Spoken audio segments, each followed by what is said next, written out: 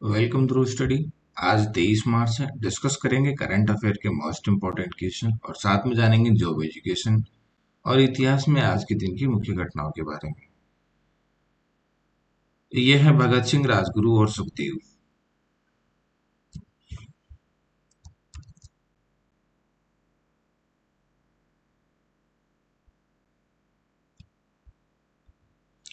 आज ही के दिन 31 को 23 मार्च 1931 को महान क्रांतिकारी भगत सिंह, राजगुरु और सुखदेव को लाहौर की जेल में फांसी के तख्त पर लटका दिया गया था। भारतीय स्वतंत्रता संग्राम के महान क्रांतिकारी भगत सिंह, राजगुरु और सुखदेव को लाहौर में ब्रिटिश सरकार द्वारा फांसी दी गई। इस दिन को भारत में शहीद दिवस के रूप में मनाया जाता है। भगत सिंह का जन्म 28 सितंबर 1907 को पंजाब के बंगा गांव में हुआ था और वे बचपन से ही ब्रिटिश शासन के खिलाफ क्रांतिकारी विचारधारा से प्रभावित थे। उन्होंने नौजवान भारत सभा की स्थापना की और 1928 में लाला लाजपत राय की मौत का बदला लेने के लिए राजगुरु व सुखदेव के साथ ब्रिटिश पुलिस अधिकारी जेपी सैंडर्स की हत्या की। 8 अप्रैल 1929 को भगत सिंह और बटुकेश्वर दत्त ने केंद्रीय असेंबली में बम फेंककर ब्रिटिश सरकार के खिलाफ विरोध दर्ज कराया और गिरफ्तारी देकर अपने विचार बेकाकी से रखे। 4 मार्च 1931 को भगत सिंह, सुखदेव और राजगुरु को लाहौर जेल में फांसी दे दी गई। 23 मार्च 1931 को उनकी शहादत ने भारत में स्वतंत्रता संग्राम को और तेज किया। जेल में रहते हुए भगत सिंह ने मैं नास्तिक क्यों हूं जैसा एक ऐतिहासिक लेख लिखा और समाजवाद के विचारों को अपनाया। फांसी से पहले भगत सिंह ने एक किताब पढ़ते हुए कहा कि एक क्रांतिकारी को फांसी से डर कैसा। उनके बलिदान ने भारत की आजादी के संघर्ष को नई गति दी और आज भी इंकलाब जिंदाबाद का नारा संघर्ष और देशभक्ति का प्रतीक बना हुआ है। सुखदेव की बात करें तो सुखदेव थापर का जन्म 15 मई 1907 को लुधियाना में हुआ और वे ब्रिटिश सरकार से बचपन से ही क्रांतिकारी खिलाफ क्रांतिकारी विचारधारा से प्रेरित थे। वे हिंदुस्तान सोशलिस्ट रिपब्लिकन एसोसिएशन यानी HSRA के सक्रिय सदस्य थे और युवाओं को क्रांति के लिए संगठित करने में अहम भूमिका निभाई। भगत सिंह और राजगुरु के साथ मिलकर साइमन कमीशन का विरोध किया और लाला लाजपत राय की मौत का बदला लेने के लिए सैंडर्स की हत्या की, जो पिछले स्लाइड में मैं आपको बता चुका हूँ। यानी तीनों ने मिलकर जो लाला लाजपत राय की मौत का बदला लिया था, लाठियों से मार मार कर लाला लाजपत राय की हत्या कर दी गई थी। उस हत्या का बदला लेने के लिए सैंडर्स की हत्या कर दी गई थी। लाहौर षड्यंत्र में दोषी ठहराए जाने के बाद 23 मार्च को इनको फांसी दे दी गई। राजगुरु की बात करें तो इनका पूरा नाम शिवराज हरि राजगुरु था। इनका जन्म 24 अगस्त 1908 को महाराष्ट्र के खेड़ में हुआ था।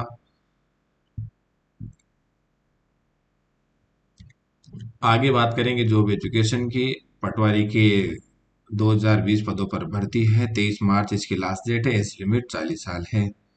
ड्राइवर के लिए 2756 पदों पर भर्ती है। लास्ट डेट इसकी आवेदन करने की 28 मार्च है। एज लिमिट 40 साल है। और एजुकेशन क्वालिफिकेशन की बात करें तो 8वीं पास और ड्राइविंग लाइसेंस जरूरी है। लाइब्रेरियन थर्ड ग्रेड के लिए 2756 पदों पर भर्ती निकली हुई। एज लिमिट 40 साल है और आवेदन की लास्ट डेट इसमें 3 अप्रैल है। असिस्टेंट इंजीनियर के 1057 पदों पर भर्ती निकली हुई है। आवेदन की लास्ट डेट 12 मार्च है और एज लिमिट 40 साल है। करंट अफेयर की बस शुरुआत करेंगे। फर्स्ट क्वेश्चन है, भारत ने पैशन फ्रूट उद्योग को बढ़ावा देने के लिए किस देश को 1 मिलियन अमेरिकी डॉलर मूल्य की मशीनरी भेजी है? तो यह है सूरीनाम, जो दक्षिण अमेरिका में है। पहले अपन इसके मोस्ट इम्पोर्टेंट टॉपिक्स के बिंदुओं के बारे में जान लेते हैं, या पहले सूरीनाम बता देते हैं आपको। ये है दक्षिण अमेरिका। इसमें यहाँ ये कोलंबिया हो गया, ये ब्राजील हो गया, ये कोलंबिया हो गया और ये यहाँ सूरीनाम है और ये अपना इंडिया है। तो यहाँ से यहाँ पर सूरीनाम में एक मशीनरी भेजी गई है और ये आपका है पैशन फ्रूट, जो मुख्यतः दक्षिण और पूर्वी क्षेत्रों में होता है, पहाड़ी क्षेत्रों में भारत के। बात करें पैशन फ्रूट की, एक उष्णकटिबंधीय फल है जिसे मुख्य रूप से उसके पौष्टिक गुणों और अनूठे स्वाद के लिए जाना जाता है। भारत में यह मुख्यतः अरुणाचल प्रदेश, नागालैंड, मणिपुर, मेघालय, मिजोरम यानी उत्तर पूर्वी राज्यों में आपका आ गया अरुणाचल प्रदेश, नागालैंड, मिजोरम मणिपुर और मेघालय। दक्षिण भारत की बात करें तो केरल, तमिलनाडु और कर्नाटक। और हिमालयी क्षेत्र सिक्किम, उत्तराखंड में इसका उत्पादन होता है। इसमें दो प्रकार की प्रमुख किस्में हैं, जिसमें बैंगनी पैशन फ्रूट और जो ठंडे और ऊंचे इलाकों में उगता है, और दूसरा है पीला पैशन फ्रूट जो गर्म और उष्ण कटिबंधीय जलवायु में अधिक उपजता है।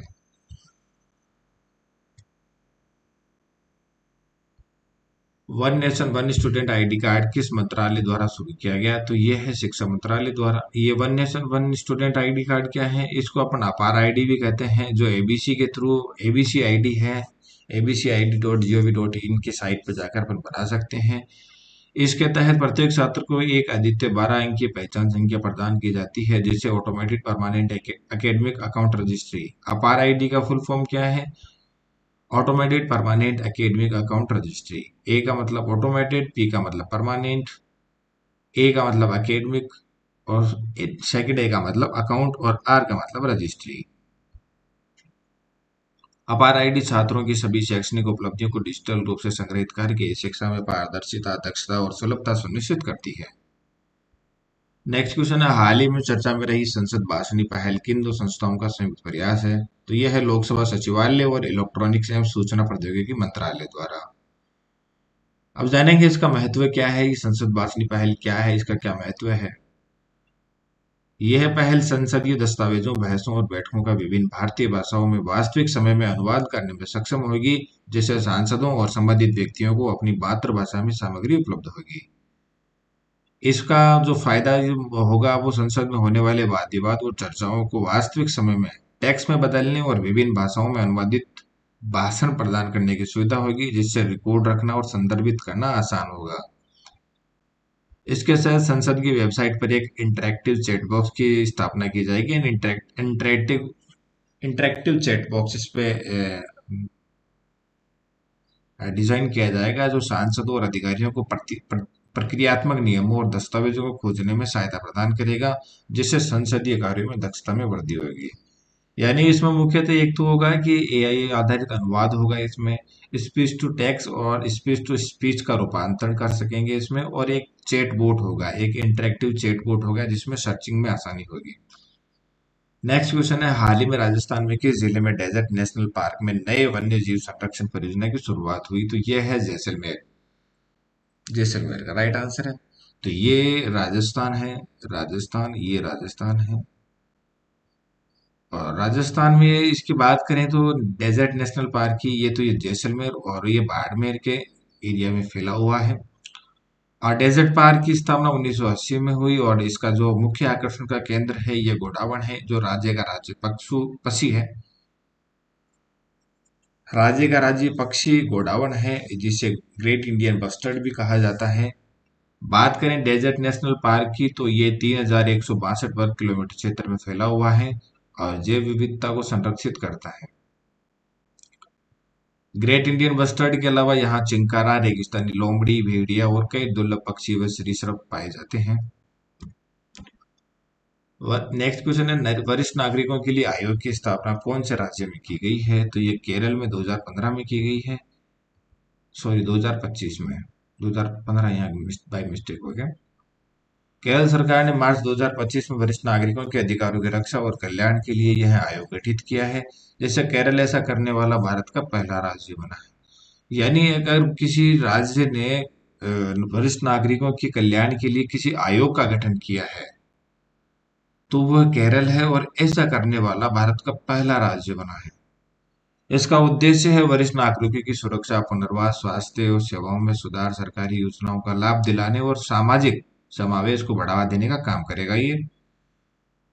इसकी संरचना की बात करें तो आयोग में एक अध्यक्ष होगा, अधिकतम 3 सदस्य होंगे, जिनका कार्यकाल 3 वर्ष का होगा।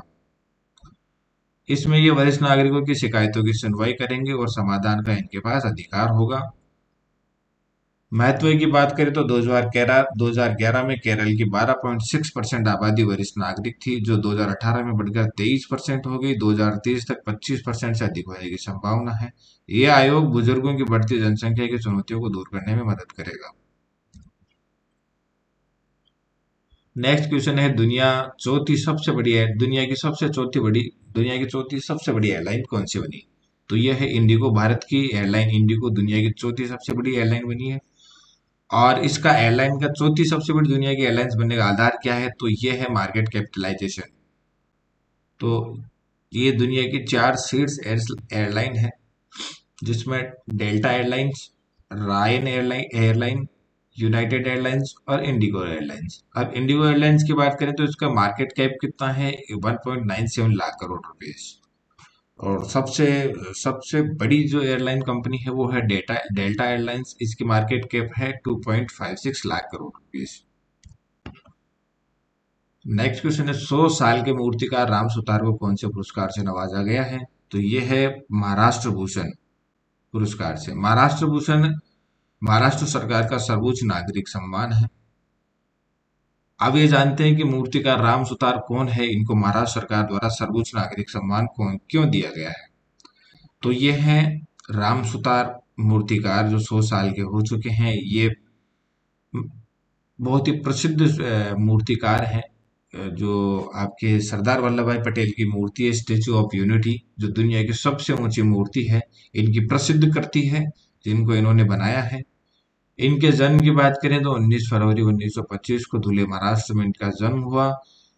शिक्षा इन्होंने जे स्कूल ऑफ आर्ट मुंबई से मूर्ति कला की पढ़ाई की। और शुरुआत की करियर की करें तो शुरुआत में उन्होंने लोक निर्माण विभाग में काम किया। फिर इसके बाद भारत सरकार के लिए कई मूर्तियां इन्होंने बनाई है।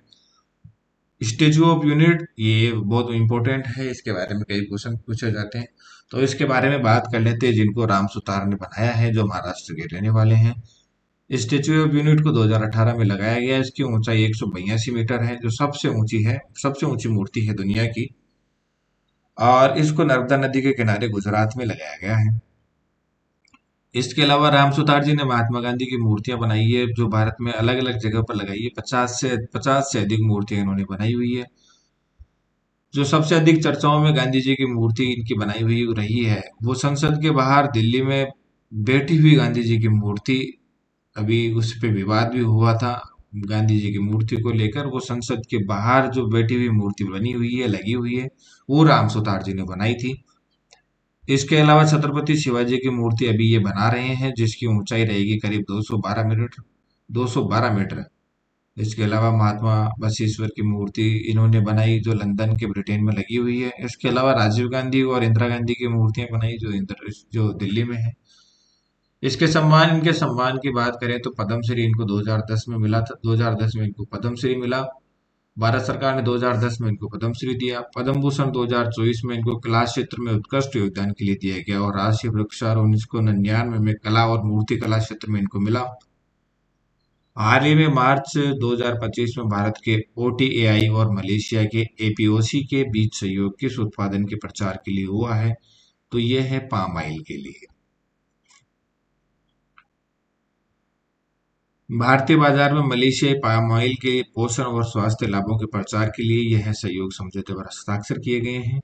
नेक्स्ट क्वेश्चन है, डॉक्टर जयश्री वेंकटेशन को हाल ही में किस श्रेणी में रामसर पुरस्कार प्राप्त हुआ है, तो यह है आर्द्रभूमि के विवेकपूर्ण उपयोग के लिए है।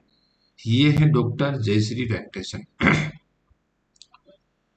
डॉक्टर जयश्री वेंकटेशन को आर्द्रभूमि के विवेकपूर्ण उपयोग श्रेणी में रामसर पुरस्कार जीतने वाली पहली भारतीय महिला बनने का गौरव प्राप्त हुआ है।